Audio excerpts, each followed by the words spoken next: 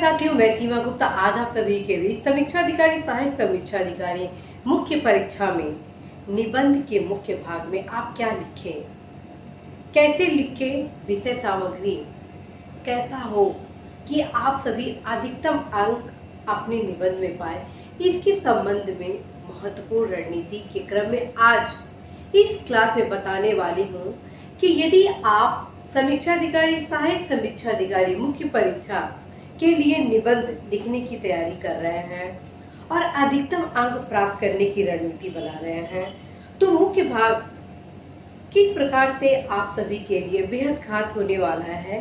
कैसे मुख्य भाग आप तथ्यात्मक रूप से गहनता के साथ आप विश्लेषणात्मक रूप से बना सकते हैं, क्योंकि फ्रेंड्स मुख्य भाग जो निबंध का होता है वो आपके तथ्यों की जांच के लिए किया जाता है, वो आपके विश्लेषण क्षमता की जांच के लिए किया जाता है कि आप संबंधित टॉपिक पर कितनी जानकारियों को रखते हैं। जैसा कि मैं आप सभी को अवगत करा चुकी हूँ फ्रेंड्स कि जो प्रथम पैराग्राफ होता है जिसे निबंध की प्रस्तावना, आमुख आदि कहा जाता है, वो आपके व्यक्तित्व के परीक्षण का परिचायक होता है कि आपका दृष्टिकोण कैसा है।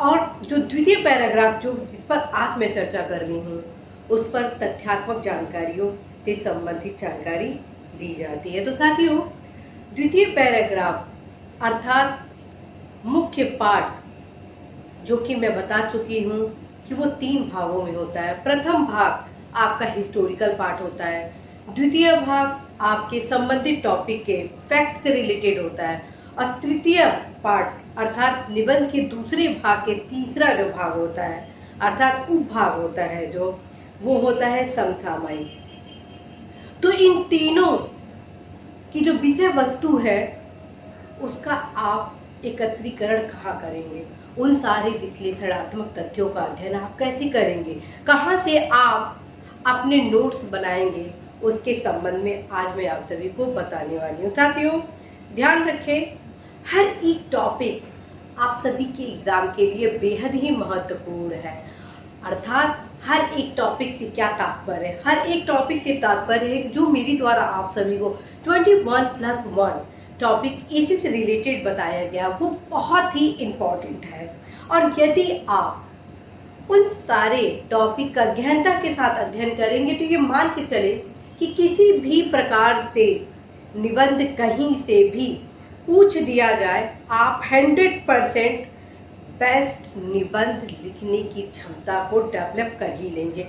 और ये कैसे संभव होगा, तो साथियों अब मैं आप सभी को बताने वाली हूँ कि ये संभव कैसे होगा।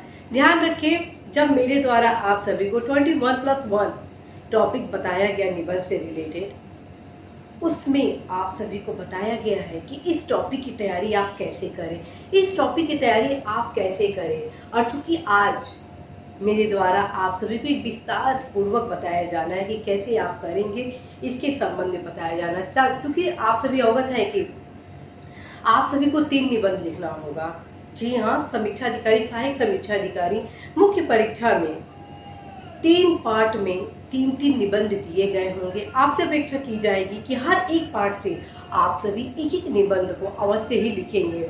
और इस 9 अर्थात 3 पार्ट में जो 9 निबंध दिया गया है अर्थात पूछा जाएगा जो विषय है, उसके संबंध में आज मैं आप सभी को बता रही हूँ कि साथियों जो सांस्कृतिक साहित्यिक पोर्शन होता है उसकी तैयारी आप कैसे करेंगे। साहित्यिक सांस्कृतिक पोर्शन के लिए सबसे बेस्ट सोर्सेज है आप सभी के लिए कि आप गूगल पे जाइए, देखिए भारत के महत्वपूर्ण साहित्यिक संस्थान, ठीक है, भारत में साहित्य के सृजन के लिए किए जा रहे कार्य, भारत में साहित्य की प्रगति के लिए भारत सरकार, राज्य सरकार द्वारा किए जा रहे प्रयास, साहित्य की उपलब्धियां प्राचीन भारत में क्या है, मध्यकालीन भारत में क्या है, आधुनिक भारत में क्या रहा और वर्तमान में क्या उपलब्धियां रही हैं। जो महत्वपूर्ण साहित्यकार हैं उनके महत्वपूर्ण कुछ कोटेशन को नोट डाउन करें। इस प्रकार से साथियों यदि गूगल के माध्यम से आप तमाम पक्षों से संबंधित जानकारी प्राप्त करेंगे तो आपको तमाम फैक्ट बहुत ही इजी वे में मिल जाएंगी। दूसरी चीज जो मैं बताने वाली हूँ वो है साथियों, आप भारत सरकार, राज्य सरकार के कल्चरल, भारत सरकार का यदि खोल रहे हैं तो मंत्रालय स्तर आप खोलिए, सांस्कृतिक मंत्रालय, उसमें क्या क्या योजनाएं चलाई जा रही हैं, किस किस प्रकार से विभिन्न सांस्कृतिक साहित्यिक संस्थाओं के माध्यम से इस क्षेत्र के विकास के लिए तमाम उपाय किए जा रहे हैं, जिससे आप अप टू डेट हो जाएंगे। इसी क्रम में आप उत्तर प्रदेश सरकार के साइट पे जाइए, सांस्कृतिक विभाग पर, और देखिए कि कैसे भारत सरकार की योजनाओं को सांस्कृतिक विभाग न सिर्फ प्रदेश स्तर पर बल्कि देश स्तर पर भी कार्य कर रहे हैं, बल्कि यूपी स्तर पर कुछ विशेष परियोजनाएं उत्तर प्रदेश सरकार द्वारा भी चलाई जा रही है। इन सभी चीज़ों की जानकारी आप बहुत ही सहजता के साथ इन विभिन्न मंत्रालय के वेबसाइट पर प्राप्त कर लेंगे। और साथियों, जब आप स्वयं ये हार्ड वर्क करेंगे तो हार्ड वर्क के दौरान ही ये सारे फैक्ट आपको तैयार हो जाएंगे, और फायदा ये होगा साथियों, आपका जो दृष्टिकोण होगा वो अल्टीमेट होने वाला है। तो इस चीज को आप अपने स्टडी के क्रम में जरूर ही इम्प्लीमेंट करें, क्योंकि जब तक आप सभी अपने स्टडी की रणनीति को चेंज नहीं करेंगे तब तक साथियों कुछ नहीं होगा। आप लोगों का मल्टी डायमेंशनल अप्रोच होना चाहिए। और ये भी ध्यान रखें कि ये जो फील्ड होता है कल्चरल और आपका साहित्यिक, उसके लिए फैक्ट तभी आप जुटा सकते हैं जब तक आपके भीतर विभिन्न प्रकार के आयाम, डायमेंशन जनरेट ना हो। और ये होंगे कैसे जनरेट, इसके बारे में जाने साथियों। ये जनरेट कैसे होगा, ये जनरेट होगा जितने भी प्रीवियस क्वेश्चन है, चाहे यूपीपीसीएस में निबंध में पूछा गया हो, आईएएस के निबंध में पूछा गया हो, आरओ के निबंध में पूछा होगा। आप 3 बस केंद्र बनाइए प्रीवियस क्वेश्चन के संबंध में, आईएएस, पीसीएस, आरओ। देखिए कि इनके मुख्य परीक्षा के निबंध के पोर्शन में किस किस प्रकार से निबंध लिटरेचर से रिलेटेड पूछा गया है, कल्चर से रिलेटेड पूछा गया है। फिर इसको कोरिलेट करिए, यदि इस प्रकार से पूछा जाता है तो किस प्रकार से आप सभी का डायमेंशन होना चाहिए। साथियों, एज एग्जाम्पल आज मैं आप सभी को बताती हूँ। जैसे मान लीजिए साहित्य के संबंध में पूछता है, साहित्य समाज का दर्पण है, इस वजह से आज हम साहित्य को एक नई ऊंचाइयों की ओर देख रहे हैं। ठीक है, अब आप देखिए कि समाज के दर्पण है तो इसको कैसे शुरुआत करना है, नई ऊंचाइयों पे ले जाने का मतलब क्या हुआ, उपलब्धियां हो गई। तो आप विश्लेषणात्मक क्षमता जब तक डेवलप नहीं करेंगे तब तक कहीं ना कहीं आप सभी की तैयारियों में कुछ न कुछ कमियां रहेंगे ही रहेंगे। तो कैसे आप इन सारी कमियों को दूर करेंगे, वो करेंगे आप ज़्यादा से ज़्यादा प्रीवियस क्वेश्चन के अध्ययन के माध्यम से। फ्रेंड्स, मैं हमेशा कहती हूँ कि निबंध के लिए आप सभी ज़्यादा समय नहीं देंगे पढ़ने के लिए, बल्कि अपने अवेयरनेस पॉइंट को हाई करेंगे। आपकी जो दिनचर्या में जो कुछ हो रहा है उसको आप देख रहे हैं। आप सभी में से बहुत सारे युवा लिटरेचर से रिलेटेड ऐसे मुझे लिखकर दिए कि मैम ये चेक करें, लेकिन कोविड काल में जो उपलब्धियां साहित्य के क्षेत्र में थी उनमें बिल्कुल भी उससे रिलेटेड कोई फैक्ट नहीं शामिल किया गया, जबकि कोविड काल में साहित्यकारों ने साहित्य के क्षेत्र में अनेक उपलब्धियों को प्राप्त किए। समाज को जागरूकता के साथ समाज के सुख समृद्धि और विकास के लिए भी बहुत ही अच्छा कार्य किए हैं। कैसे, अब आप ये सोचिए कैसे घर घर यह पहुंच गया कि कोविड-19 बेहद खतरनाक है, 2 गज की दूरी, मास्क लगाना है जरूरी, और तमाम जो कविताएं थी, जन जागरूकता संदेश थे, वो किनके माध्यम से आपके घर तक पहुंचा। कहीं ना कहीं उसमें योगदान हमारे साहित्यकार प्रबुद्ध जनों का भी रहा। तो ये सारी चीज आप लिखेंगे, आप देखेंगे कि कोविड काल के दौरान अनेक ऑनलाइन कार्यक्रमों का आयोजन किया गया, अनेक साहित्यिक गोष्ठियों का आयोजन किया गया, अनेक कवि सम्मेलन का आयोजन किया गया। जो काम पहले कभी मंचों पर हुआ करता था वो काम अब बहुत ही इजी वे में ऑनलाइन प्लेटफॉर्म पर किया जा रहा है। खास बात है कि फ्रेंड्स, इस ऑनलाइन नए दौर में जो साहित्य अपने नए दौर में प्रवेश किया है, इस दौरान साहित्यकारों का एकीकरण भी हुआ है। ध्यान रखें, इस शब्द को, इस वाक्य को आप नोट करें। आप लिखेंगे कोविड काल में साहित्य एक नई ऊंचाई की ओर पहुंचा, जब साहित्यकारों का एकीकरण का मार्ग प्रशस्त हुआ। एकीकरण कैसे, ये जाने।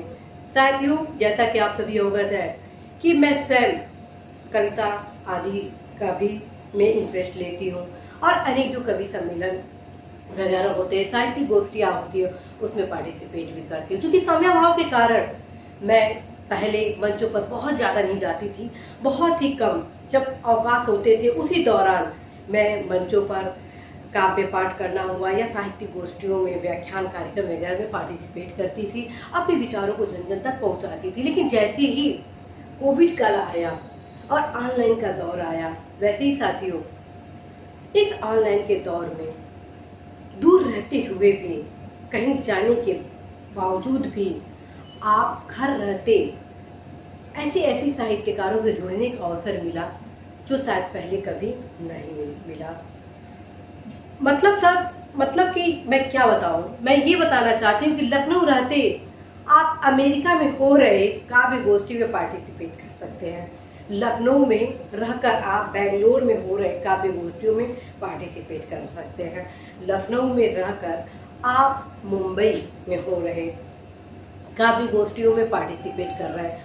और सोचिए, इस दौर में हर एक साहित्यकार दूसरे साहित्यकार से रूबरू हुआ, परिचित हुआ, अपने विचार का आदान प्रदान किया। तो सोचिए, एक लखनऊ का कवि कैसे मुंबई, बेंगलोर, अमेरिका, आपका सेवन सिस्टर में इंटर किया। तो ये क्या हुआ, साहित्यकारों का एकीकरण हुआ, विचारों का एकीकरण हुआ। और जब साहित्यकार और विचारों का एकीकरण होता है तो अपने आप एक नए प्रबोधन का युग का प्रवेश होता है। प्रबोधन इन द सेंस आपके पुनर्जागरण। आप सुने होंगे कि कैसे मध्यकाल में प्रबोधन के उद्भव के साथ मध्यकाल आधुनिक काल में परिवर्तित हुआ। तो आज एक जो युग है 21वीं सदी का, एक नवीन प्रबोधन काल की ओर उन्मुख हो रहा है। और यह प्रबोधन का उद्भव साहित्य क्षेत्र में आप देखेंगे। तो साथियों, यदि इन सारे विचारों को आप अपने लेखनी में शामिल करते हैं, अपने निबंध में शामिल करते हैं, तो निश्चित रूप से अन्य की अपेक्षा आपके निबंध अल्टीमेट होने वाले, क्योंकि आपके निबंध में व्यवहारिकता के पुट समायोजित होता है। और जब आपके निबंध में व्यवहारिकता के पुट समायोजित होता है तो निश्चित रूप से आप सभी अधिकतम अंक प्राप्त करते हैं। तो ये कैसे जानकारी प्राप्त हुई, ये जानकारी प्राप्त हुई आपको, ये फैक्ट कैसे आपको पता चला, ये विश्लेषण कैसे आपको पता चला? पता चला आप इंटरनेट से रूबरू। फ्रेंड्स, आज हम एक दूसरे से रूबरू हुए। आप सभी की समस्याओं को दूर करने का मैं पूरा प्रयास कर रही हूँ कि कैसे आप सभी को मैं ऐसे राइटिंग स्किल के हाई लेवल तक पहुंचा सकूं, आप सभी को अधिकतम अंक निबंध में दिला सकूं। ये हुआ ऑनलाइन प्लेटफॉर्म के जरिए। तो ये सारी जो उपलब्धियां हैं, कोविड काल की उपलब्धियां हैं, तो इन सभी चीज़ों को आप लिखिए। ये भी लिखिए कि आज साहित्य एक नई ऊंचाइयों की ओर छुआ, कैसे छुआ, बताइए। शिक्षा के स्तर में जन जागरूकता को प्रचारित प्रसारित किया जा रहा है कि चाहे वो कोई भी आपका निबंध हो, ध्यान रखें, चाहे वो कोई भी आपका निबंध हो, 3 जो आप निबंध लिख रहे हैं, उन तीनों निबंध में करेंट से रिलेटेड जो फैक्ट आप मुख्य भाग के तीसरे पार्ट में लिखेंगे, उसमें कोविड काल के दौरान जो महत्वपूर्ण सुधार किए गए होंगे, उपाय किए गए होंगे, उसको आप जरूर नोट डाउन उसमें अपने निबंध में शामिल करेंगे ही करेंगे। यदि आप नहीं शामिल करते हैं तो कहीं ना कहीं फ्रेंड, आप अपने निबंध में अधिकतम अंक प्राप्त करने की गति में प्रश्न चिन्ह जरूर खड़ा करेंगे। तो साथियों, मैं आप सभी को एक सोर्सेज बताएं, नेट। कोई भी टॉपिक हो, जब आप निबंध लिखने बैठे तो एक बार जरूर गूगल पे सर्च करें कि इससे संबंधित क्या क्या फैक्ट है, कुछ अच्छे विचार को देखिए, प्लस कोटेशन को भी देखिए कि कौन कौन से कोटेशन उस टॉपिक से रिलेटेड है। यदि इतना तो आप सभी सेंस आप सभी का डेवलप हो ही गया होगा कि परीक्षा में किस प्रकार के कोटेशन प्रयोग किए जा सकते हैं। साथियों, मेरे द्वारा पूरा प्रयास किया जाता है कि आप सभी को भी तमाम महत्वपूर्ण क्लासेस दिलाई जाए, जो कि आप सभी को अधिकतम से अधिकतम अंक दिलाया जा सके, ताकि 2021 बैच कहीं से परेशानियों का सामना न कर पाए। तो यदि आप 2021 बैच में अपने नाम को शामिल करना चाहते हैं, अधिकतम अंक प्राप्त करना चाहते हैं, टॉप 30 में आना चाहते हैं तो पूर्ण परिश्रम आपको करना ही होगा। ध्यान रखें, कुछ पाने के लिए आप इतना परिश्रम कर दें कि कुछ खोने की संभावना ही ना हो। साथियों, मैं जो भी लक्ष्य बनाती हूँ मैं उसके लिए लगातार परिश्रम करती हूँ ताकि कहीं से कोई संभावना ना रह जाए। आप स्वयं देखें, आप सभी के लाइफ को ब्राइट करने के लिए मैं जो भी क्लास ले रही हूँ वो पूरा प्रयास करती हूँ कि आप सभी को छोटी छोटी जो गाइडेंस है वो भी उपलब्ध करा दूँ। जो भी युवा मेरे द्वारा उपलब्ध कराए गए सभी मार्गदर्शन को गंभीरता से ले रहा होगा, इम्प्लीमेंट कर रहा होगा, 100% वो सफल जरूर होगा, क्योंकि आपके पास पर्याप्त समय है। यदि इस पर्याप्त समय में आप अपने लाइफ को यूटिलाइज बेहतर तरीके से करते हैं, परिश्रम को संपूर्ण देते हैं सही गाइडेंस में, तो 100% फ्रेंड असफलता का कोई संभावना नहीं है। तो आप अवश्य ही अभी से एसे राइटिंग प्रैक्टिस करना आरंभ कर दें। और ध्यान रखें, एसे राइटिंग आप प्रत्येक दिन बिल्कुल नहीं करेंगे, बस वीकेंड में 4 घंटा बस समय देंगे, ज़्यादा नहीं। आप सभी के भी मेरे द्वारा शेड्यूल भी बताया जा रहा है कि कैसे आप पढ़ाई करेंगे, किस सब्जेक्ट के लिए कितना समय देंगे, ये सब कुछ आप सभी को बताया जा रहा है ताकि कहीं से भी आप सभी के बीच असफलता की कोई संभावना न रह जाए। ठीक है, तो आप सभी सफलता के लिए प्रत्येक दशा में मैक्सिमम टाइम अवश्य ही पढ़ाई में देंगे। खास तौर पे वे युवा जो अभी किसी जॉब में नहीं है और जो जॉब में है वो अवश्य ही अवकाश के दिनों में सारी अन्य सोशल एक्टिविटीज को बंद करके बस और बस पढ़ाई में लगे ताकि वो अपने लक्ष्य की पूर्ति कर सके। क्योंकि जब लक्ष्य हमारे सामने होता है तो हमारा उद्देश्य होना चाहिए कि सामने जो लक्ष्य है उसको प्रत्येक दशा में पूरा किया जाए, और उसके लिए सबसे इजी वे है परिश्रम। परिश्रम करेंगे तो 100% आप अपने लक्ष्य में सफल भी होंगे। तो साथियों, आप अवश्य ही इस मुख्य भाग की तैयारी के लिए नेट से संबंधित जितने सोर्सेज है उसका प्रयोग करें। दूसरा सोर्सेज का क्या प्रावधान मैं बताने वाली हूँ वो है योजना पत्रिका। साथियों, जैसा कि मैं आप सभी को अवगत करा चुकी हूँ कि आप सभी की परीक्षा में जो निबंध पूछा जाना है उससे संबंधित फैक्ट विश्लेषण की तैयारी आप कैसे करेंगे, उसके लिए एक सबसे महत्वपूर्ण सोर्सेज है योजना पत्रिका। उसको आप नियमित रूप से लें। ध्यान रखें, जो भी टॉपिक है आपको यदि नहीं मिल रहा है इस दौरान मार्केट में तो आप क्या करें, गूगल पे साफ लिखें योजना पत्रिका महिला सशक्तिकरण। तुरंत महिला सशक्तिकरण से रिलेटेड जितनी भी योजना पत्रिकाएं पिछले कई वर्षों में आए हैं वो आपके स्क्रीन पे होगा, और उसको आप क्या करिए, डाउनलोड करिए और उसको प्रिंट आउट जरूर निकालिए। क्योंकि मैं बता चुकी हूँ कि आपको सब नहीं पढ़ना होता है, कुछ ही पढ़ना होता है, जिससे आप मात्र 25 से 30 पेज पढ़कर पहली रीडिंग में 25 से 30 पेज, लेकिन जब सेकेंड रीडिंग करेंगे तो आप मात्र 5 से 3-4 पेज में ही आप कंप्लीट कर लेते हैं। तो ये सारे जो टेक्निक है उसको आप स्टडी में फॉलो करेंगे ताकि आप स्मार्ट स्टडी के माध्यम से स्मार्ट रैंक भी प्राप्त कर सके। तो ये कुछ टेक्निक होता है फ्रेंड्स। कहा जाता है कि एक व्यक्ति पूरे दिन परिश्रम करता है और एक व्यक्ति अपने दिमाग से काम करता है और कुछ समय में ही अपने लक्ष्यों की प्राप्त कर लेता है। तो डिसाइड ये करता है कि आप क्या करना चाहते हैं। यदि स्मार्ट स्टडी करना चाहते हैं, स्मार्ट रैंक प्राप्त करना चाहते हैं तो ध्यान रखें, जो भी आप पढ़ेंगे उसको अवश्य ही प्रिंट आउट करा लेंगे यदि मार्केट में आपको पुस्तक नहीं मिल रहा है, और जितने भी इम्पोर्टेंट फैक्ट हैं उनमें आप जरूर अवश्य टिक जरूर लगाएंगे। साथियों, आप ऐसे बहुत सारे हमारे युवा ये बोलते हैं मैम विश्लेषण क्या होता है और फैक्ट का कैसे समायोजन कैसे किया जाता है। क्योंकि ये एक लेंथी प्रोसेस है बताने में, और आज मैं आप सभी को फैक्ट बता रही हूँ, बावजूद मैं आप सभी को बता देती हूँ यहाँ पर एक लाइन में कि विश्लेषण होता क्या है। जैसे मान लीजिए चुनौतियाँ आप लिख रहे हैं तो आप लिखेंगे कि आज हमारे राष्ट्र निर्माण में के क्रम में कई प्रकार की चुनौतियाँ, गरीबी, बेरोजगारी, भुखमरी, आश्रय अभाव, और इन तमाम चुनौतियों के कारण आज हमारे देशवासी कई प्रकार की समस्याओं को भी देख रहे हैं। फिर जो समस्या है उनको आप कॉमा के माध्यम से लिखें। यही होता है फैक्ट आपका टोटल। गरीबी क्या है, फैक्ट है। भुखमरी क्या है, फैक्ट है। बेरोजगारी क्या है, फैक्ट है। लिंग भेद क्या है, फैक्ट है। पर्यावरण प्रदूषण क्या है, फैक्ट है। कोविड संक्रमण क्या है, फैक्ट है। और इसको कॉमा के माध्यम से आप जब बताते हैं कि ये चुनौतियाँ है तो ये आपका क्या हो गया, विश्लेषण हो गया। ठीक है, तो आपको मैं कैसे एक बेहतर फैक्ट के माध्यम से आप विश्लेषण करते हैं, इन सभी पक्षों के संबंध में आप सभी को मैं जरूर बताऊंगी। तो आप अवश्य ही इन सभी चीजों को ध्यान में रखेंगे। दूसरा, पहला मैं आपको सोर्सेज बताई मुख्य भाग के लिए नेट, दूसरा क्या बताई योजना पत्रिका, तीसरा मैं बताने वाले जैसे आर्थिक क्षेत्र से रिलेटेड यदि कोई आप निबंध लिख रहे हैं तो जो भी जीएस के लिए किताब आप पढ़ रहे हैं, ठीक, उस किताब से उन तमाम फैक्ट को आप कलेक्ट करें। जीएस के लिए मैं आप सभी को बता चुकी हूँ, अर्थव्यवस्था के लिए प्रतियोगिता दर्पण का अतिरिक्तांक अल्टीमेट है। प्रतियोगिता दर्पण का अर्थव्यवस्था का अतिरिक्तांक अल्टीमेट है। और यदि कृषि अर्थव्यवस्था आर्थिक सुधार से रिलेटेड किसी भी प्रकार के निबंध आते हैं तो इसके फैक्ट का कलेक्शन आप कहाँ से करेंगे, योजना पत्रिका एज वेल एज आप अपने इस किताब से करेंगे।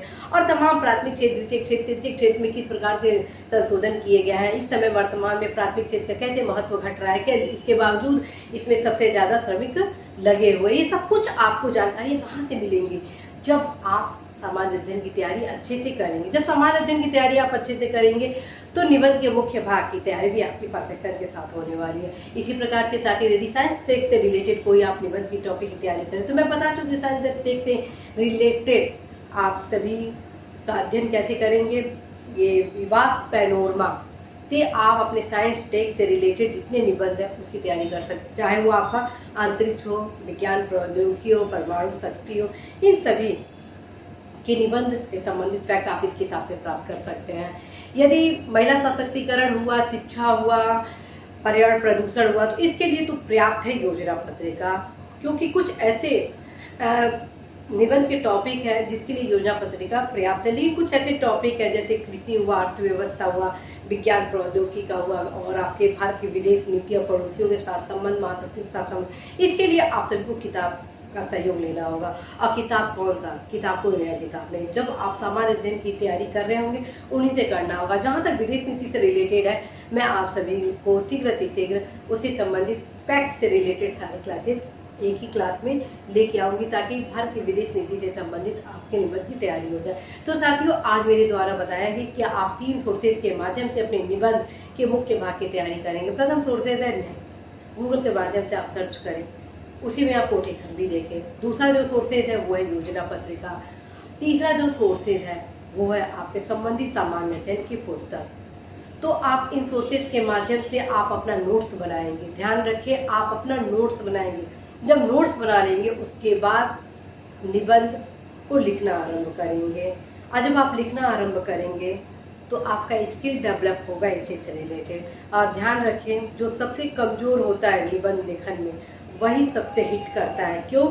यदि आप एक्सेप्ट कर लेंगे कि आपका लेखन शैली अच्छा नहीं है तो आप प्रयास करेंगे और ओवर कॉन्फिडेंस रहेगा कि मैं तो बहुत ही अच्छा लिखने वाला हूँ, मैं इकट्ठे एग्जाम हॉल में ही लिखूंगा और बहुत अधिकतम अंक प्राप्त कर लूंगा। ये मान के चलिए कि वो सबसे कम नंबर पाने वाले हैं। तो तय आपको करना है कि पहले लिखकर आप अपना पुनरावलोकन कर ले कि कहाँ कहाँ आपकी कमियां हैं, ताकि उन कमियों पर आप वर्क करेंगे। जैसे कमियों पे वर्क करेंगे 100% आप बेहतर अंक प्राप्त करने वाले। तो साथियों, इसी आशा उद्देश्य विश्वास के साथ मैं सीमा गुप्ता आज आप सभी से विदा लेती हूँ। निश्चित रूप से आप सभी अपने लक्ष्य में सफल होंगे। बेहतर से बेहतर इस राइटिंग स्किल को आप डेवलप करने वाले हैं। All the best.